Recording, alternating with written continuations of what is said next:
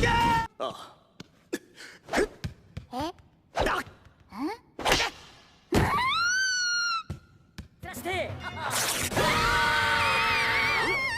んだ急に大声を。いや、何や、そんな気分で。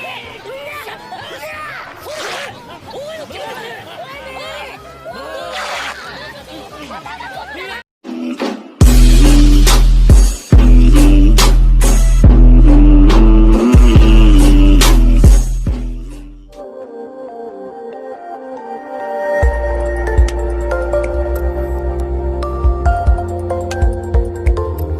For more amazing lists. Also follow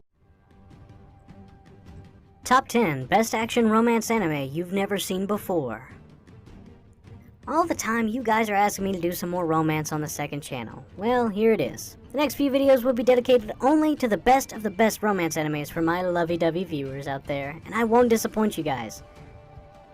But in today's video, we will specifically be covering the top 10 best romance action animes that you've probably never seen before. So sit tight, grab some snacks, and enjoy. Number 10.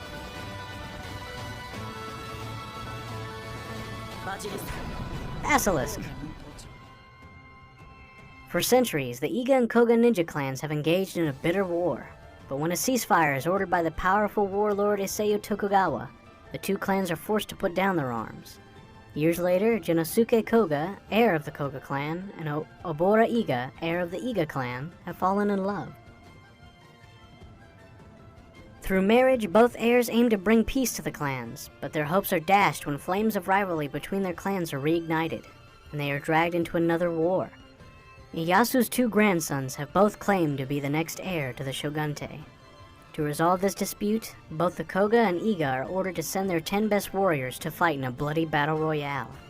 With each clan representing one of their potential shogunate heirs, 2 scrolls with the names of the fighters are given and are to be marked in blood upon their given fighter's death. The prize for winning is the favor of the Tokugawa shogunate for 1,000 years. Torn between their love for each other and duty to their clans, Genosuke and Obora must ultimately decide the fate of their clans. Number 9. Eden of the East. On November 22nd, 2010, Japan was hit by a missile strike, a terrorist attack that fortunately did not harm anyone, becoming known as Careless Monday. Quickly forgotten, society goes on about their lives as normal. During her graduation trip to America 3 months later, friendly college student Saki Morimi's life is forever changed when she finds herself saved from unexpected trouble by Akira Takizawa. Takizawa is cheerful, but odd in many ways. He is stark naked and suffers from amnesia, believing himself to be a terrorist. In addition, he possesses a strange cell phone loaded with 8.2 billion yen in digital cash. Despite Takizawa's suspicious traits, Saki quickly befriends the enigmatic young man. However, unbeknownst to her, this is the beginning of a thrilling death game involving money, cell phones, and the salvation of the world.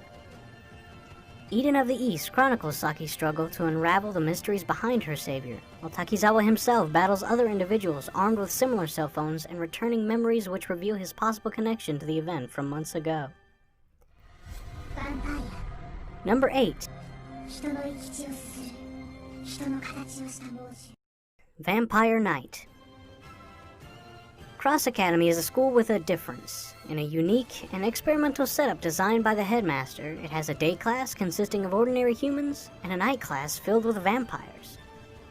Yuki Cross and her friend Zero Kiryu are school prefects whose job is to make sure the secret of the night class is always safe. They patrol the school grounds at night and supervise the switchover of classes at dawn and dusk to prevent any accidents from happening.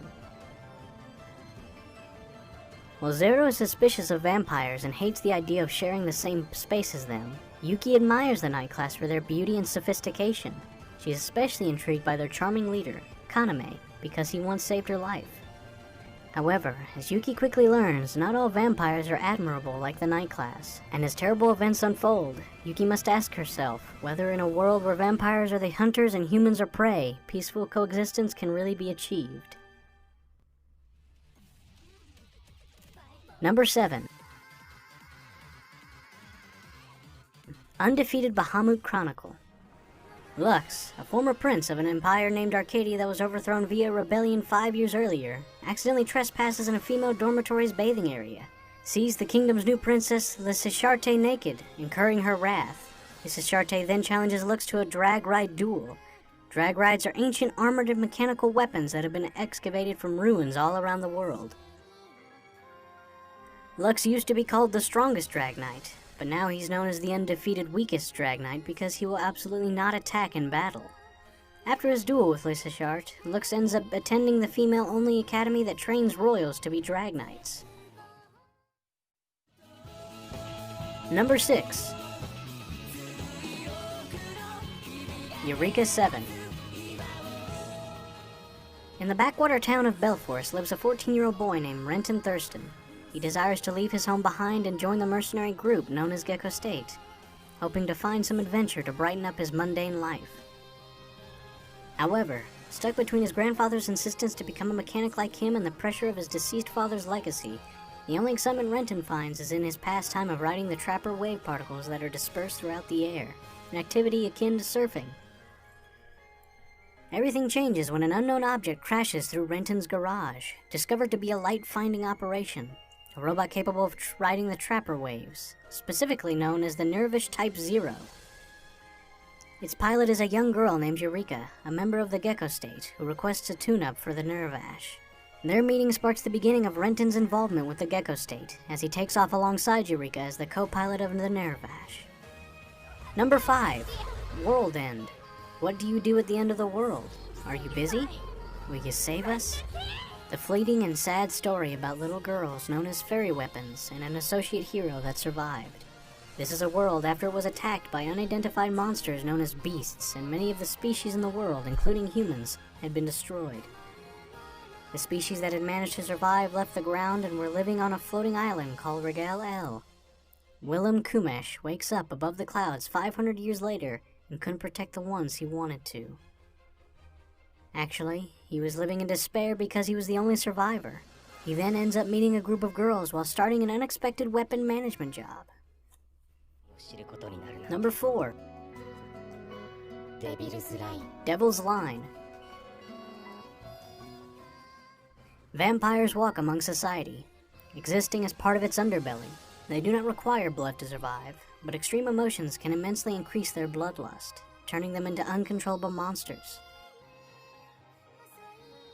Tsukasa Taira, a 22-year-old university student, learns of the existence of vampires when her longtime friend reveals himself to be one of them after a tense confrontation with Yuki Anzai, a human and vampire hybrid. Her friend is arrested, and Tsukasa soon finds herself drawn to Anzai, who reluctantly reciprocates her feelings. However, this unconventional romance may prove too difficult to maintain, as Anzai struggles to contain the part of him that wishes to devour Tsukasa. Number 3. Is it wrong to try and pick up girls in a dungeon? Life in the bustling city of Orario is never dull, especially for Bel Cranel, a naive young man who hopes to become the greatest adventurer in the land. After a chance encounter with the lonely goddess, Hestia, his dreams become a little closer to reality. With her support, Bel embarks on a fantastic quest as he adventures deep within the city's monstrous-filled catacombs, known only as the Dungeon. Death lurks around every corner in the cavernous depths of this terrifying labyrinth, and a mysterious power moves amidst the shadows. Even on the surface, survival is a hard-earned privilege.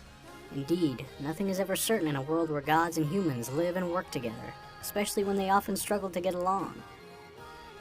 One thing is for sure, though. A myriad of blunders, triumphs, and friendships awaits this dauntlessly optimistic protagonist of this Herculean tale. Number 2. Elemental Gallade. As an orphan whose life is in the hands of space pirates, Cloud has had no choice but to survive on bravado alone. He has nothing to live for until he finds Ren entombed amongst the treasures in the pirate ship's hold and awakens her. In addition to being mysterious and beautiful, Ren can transform into a battle sword to help Cloud fight and prove his strength. But with this strength comes the bitter realization that power alone is not enough. Now, in a race against time, Cloud must endure betrayals and fierce battles as he struggles to return Ren to her home before it's too late. Number 1. Plastic Memories. 18-year-old Tsukasa Mizugaki has failed his college entrance exams, but after pulling some strings, he manages to land a job at the Scion Artificial Intelligence Corporation. Psycorp is responsible for the creation of Giftias, highly advanced androids which are almost indiscernible from normal humans. However, unlike humans, Giftias have a maximum lifespan of 81,921 hours, or around 9 years and 4 months. Terminal Service 1, the station Tsukasa was assigned to, is responsible for collecting Giftias that have met their expiration date before they lose their memories and become hostile. Promptly after joining Terminal Service 1, Tsukasa is partnered with a beautiful Giftia named Isla. She is a Terminal Service veteran and considered the best in Giftia retrievals. Contrary to her petite figure and placid nature, time is fleeting though, and Tsukasa must come to terms with his feelings for Isla before her time is up. No matter how much someone desires it, nothing lasts forever. Alright everybody, that's it for today's video, and if you would, drop a like if I left you with one new anime you can walk away with here today. And hey, if you've come this far and haven't subscribed yet, what are you doing? You might as well join the AniTube community as I drop new videos for you guys every day. With that being said, I'll see you all in the next video. Peace!